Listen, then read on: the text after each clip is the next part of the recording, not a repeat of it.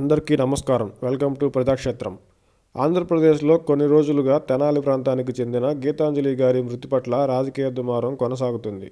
YCP ప్రభుత్వ పథకాలు అందడంతో ఆనందాన్ని వ్యక్తం చేస్తూ వైసీపీకి మద్దతుగా మాట్లాడిన గీతాంజలి గారు మరణించడం, అందుకు టీడీపీ సోషల్ మీడియా వైసీపీ వ్యతిరేకులు గీతాంజలి గారిపై చేసిన ట్రోలింగ్ కారణమని వైసీపీ అంటుంటే, వైసీపీనే హత్యా రాజకీయాలు చేస్తుందని టీడీపీ ఆరోపిస్తుంది. ఈ రెండు వాదనల్లో ఏది నిజమో పూర్తిస్థాయి విచారణ ద్వారా మాత్రమే తేలుతుంది. అయితే గీతాంజలి గారిపై ట్రోలింగ్ జరగడం నిజమే అయినప్పుడు, రాజకీయ ప్రత్యర్థులపై, విమర్శకులపై వికృతమైన కమెంట్లు, వ్యక్తిగత దూషణలను ఫేక్ ప్రొఫైల్స్ ద్వారా నీచ స్థాయికి దిగజార్చిన పార్టీలే కదా ఇటువంటి ఘటనలకు బాధ్యత వహించాల్సింది. ప్రధాన పార్టీలు ఒకరిపై మరొకరు సోషల్ మీడియా వేదికల్లో ఎంత స్థాయికి దిగజారి దూషణలు చేసుకుంటూ ఉన్నారో చూస్తూనే ఉన్నాం. అన్ని పార్టీల్లోని మహిళా నేతలపై ప్రత్యర్థి పార్టీలకు చెందిన వారు వికృత చేష్టలకు పోవడం చూస్తూనే ఉన్నాం. సోషల్ మీడియాలో రాజకీయ పార్టీల నడుమ జరుగుతున్న వికృత క్రీడలో సామాన్యులు సైతం ట్రోలింగ్ ఎదుర్కోవడం చూస్తూనే ఉన్నాం.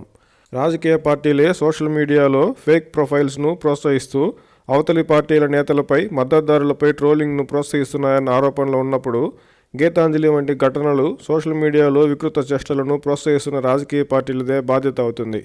గత 10 ఏళ్లలో ఆంధ్రప్రదేశ్లో చంద్రబాబు గారు, జగన్ గారు ముఖ్యమంత్రులుగా ఉన్నప్పటికీ సోషల్ మీడియాలో ఫేక్ ప్రొఫైల్స్ను అరికట్టడం, ఫేక్ న్యూస్ను ప్రచారం చేయడం, ట్రోలింగ్లను అడ్డుకోవడం, ట్రోలింగ్లు చేస్తున్న వారిని వేగంగా గుర్తించి శిక్షించేలా ఎటువంటి చర్యలు తీసుకోలేదనే చెప్పాలి.